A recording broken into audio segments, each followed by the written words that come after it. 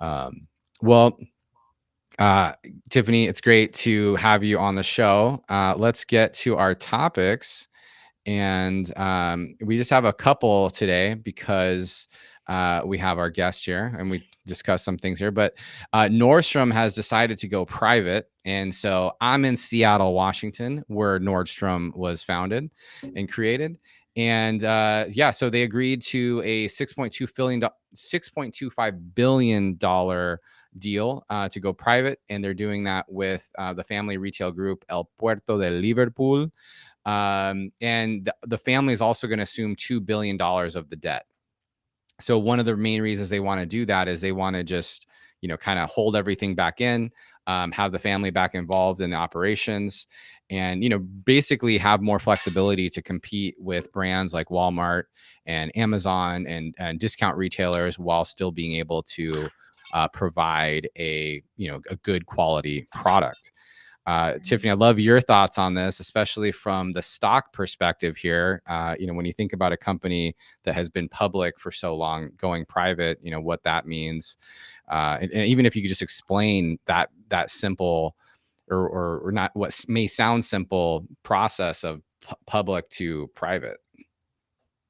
Yeah, I mean, right now, you can buy Nordstrom stock. It's on the exchange. It's on the New York Stock Exchange. So when they go private, you will no longer be able to purchase shares of Walmart. Sorry, of Nordstrom. And so you might want to ask, like, why would a company who is public go private? And so basically, when Nordstrom goes private, like, the family is going to be able to control a lot more of their operational changes without the scrutiny of shareholders. They're going to be able to move. They're going to be more nimble, right? Make decisions that they feel is best, and in that deal, by the way, they're going to maintain the highest share in that deal. So they're still, they have the controlling interest. I'm definitely a Nordstrom shopper, but I've kind of watched them over the years. I do own Nordstrom stock. I've watched them over the years, kind of like this evolution. And they used to be I would consider them a rather high end or just below high end department store, right? So like your higher end department stores like the Saks-Neiman Marcus and things like that. And so, it depends on what Nordstrom you're walking into, right? So if you're walking into Nordstrom in Seattle, it's different than Nordstrom in Maryland. And so in some places, the Nordstrom was the highest end department store you could get. But they started doing some changes, I noticed over the years, probably about like 5 years ago, 6 years ago, where in some of their markets, they pulled out a lot of their higher end products. And that's really, I think it was unfortunate. I think they were trying to make a good business decision. And I don't know how that, I think that hurt a little bit of their sales. But then in the past, I would say 5 years, 3 to 5 years, they've been making this shift to having more inventory online on the Nordstrom app and using the stores as fulfillment centers, which I think, has been pretty effective for them. But it's still, I think that they still have a long way to go. And, hopefully this change is going to give them more autonomy so that they can kind of make these decisions rather quickly. Because listen, they're open in what was like 19 something. And they've been around for a long time, right? This is a brand that Yeah, they're definitely over would 100 love to years old. see. Yeah, this is a brand that hasn't been acquired. You know what I mean? This is a family brand. The Nordstrom family, I think, is the father's or grandfather, John Nordstrom. And now I think it's like the two great I think it's in the grandkids, two fourth brothers, generation now. something like that, like third or fourth generation. So those the two brothers are now are running the business for the family. So this is a family business, and so I hope they're able to turn this around and do well. earnings reports, their quarterly reports have not been great. And you can see that, when you contrast that to things like Saks and Neiman Marcus. And by the way, we were talking earlier about the fact that Saks is now buying Neiman Marcus. And I think that with that purchase, with that acquisition, they're going to be, I think, the largest department store like conglomerate. And so, in contrast to Nordstrom, that again, not super high end, but definitely higher end, right? But the partnership, this acquisition between Saks and Neiman's really creates this behemoth of luxury department store. And so I'm really interested to see how that's going to play out. Yeah, and to go back to the Nordstrom topic just for a second, I think on my side, what I've really noticed about Nordstrom is the dedication. Following along with what you said, the dedication that they have taken, not only to that fulfillment center type model, but the technology as a whole.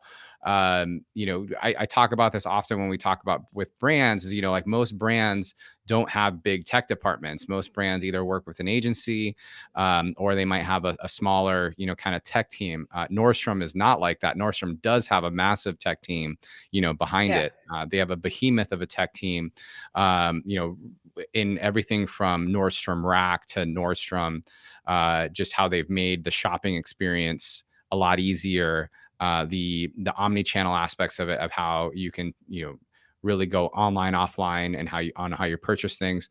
And then, my main experience when it comes to Nordstrom is the Seattle flagship store, which is interesting because they might have these at other Nordstroms, by the way, but I definitely notice it in the Seattle one where they'll have these essentially mini stores inside of Nordstrom of Yeah. all the high-end luxury. So you have a Louis Yeah. Vuitton and Tom Ford, Saint Yeah. Laurent. You have all these, mini stores inside of it, which is Yeah. pretty fascinating. Chicago's like that too. I mean, if it is, and I think, and I haven't been to the flagship in New York, but the Chicago really used to be the main flagship. I know, and I haven't been in the one in Seattle, but Chicago was crazy. I think it's like 6 floors, something crazy like that. Yeah. But anytime, and Nordstrom was really my go-to department store. It was really one of the only ones that we had in the area where I live in, but it just had everything. And when I went to Chicago one time, I literally went to Nordstrom, and they have these bump outs, is what they call them, of all of these luxury brands. So you're able to have, and it's the same thing that like Bloomingdale's has, right, in their New York store, and some of their larger markets. Same thing that Saks has. Yeah. Just in Saks yesterday, actually. But there's like and everybody knows Nordstrom Cafe, which I think was always really cool, because it's really creating this experience, and it's pretty decent food. But they had the one in Chicago. There's a bar, like Yeah. you can, literally sit down. You can buy a bra, buy some lipstick, buy some shoes, Yeah. um, Yeah. buy a tuxedo, No, have a I think the drink, food and shopping combination works pretty have well a for a lot of cocktail. folks. We Yeah, just yeah. I talked mean, about but that actually with it's Louis a Vuitton sports in their bar, though. flagship store. A couple Oh weeks yeah, ago, they opened the yeah, yeah. Lake Cafe in New York. So, No. uh, So that's actually not open right now. So I I thought thought that it it was just opened open. like a month ago. No. So I just so we Did just they passed close it? by. Yeah, it's under construction right now. It's under construction, so you cannot go in there. What they do have actually, because because it's holiday season, is this mesh, like I don't even know what you call it, like just huge, not a statue, but it's made of mesh, and it's Louis Vuitton cases, like trunks, and it almost looks like a Christmas tree. Yeah, So yeah, because I I saw thought that. that the flagship was open, so we went, and you cannot go inside. What's there is that mesh, huge, you know, Huh. uh, Well, I'm gonna be there situation. next week, so I'm gonna knock on the door. Maybe they'll let me in. Yeah. On this Neiman Marcus side though, just to kind of share some of the details. So, Saks has announced this acquisition for $2.7 billion of Neiman, and basically the merger is going to end. The merged entity will be a combination of 36 Neiman Marcus and 41 Saks Fifth Avenue stores. So I think that is definitely going to, I wonder though, is that even, isn't Nordstrom still bigger than that though? Store count wise? I don't know. I have to look. Let's look it up real So quick. you said 41 and 41 plus 36, I what? think. So Yeah, Nordstrom's bigger. 36 Neiman and 41 Saks. But what I was talking about was the market. Oh, of course. So Yeah, yeah. the the type of market, right? Because all department stores aren't created equal. Saks and Neiman's are very high end. Yeah. Nordstrom, again, I would think so. I would describe it as a higher end, but over the years, I think that it's kind of changed. And now they want to compete with Walmart and Amazon. That's not the Neiman's or the Saks customer. These are two different things. Like I don't know how many viewers, listeners have ever really been into a Saks Fifth Avenue or a Neiman Marcus. It is insane. These are not. Of course, you can always get deals places, but this is a place where you can get a $2,000, $3,000 shirt, right? Yeah. It's not Walmart. It's not Walmart. Yeah. It's a completely different market. So what I was saying is that this acquisition creates the largest high end department store Yeah. conglomerate. Yeah. That makes sense. Nice. Well, Tiffany, thank you so much for joining us this week. I hope you enjoyed Thank you. this conversation. I definitely I enjoyed it, and I did. think we should I have you did. back on again. Sure. Any parting words that you have for those listening? No, I mean, listen, you should just definitely watch the Sniffman show. I mean, listen, I've been, you and I've been friends for a long time. I consider you one of my besties. Certainly the expert on all things Kanye West. But yeah, no, I'm super excited for your show. And I'll be tuning in, and so I hope everybody else does too.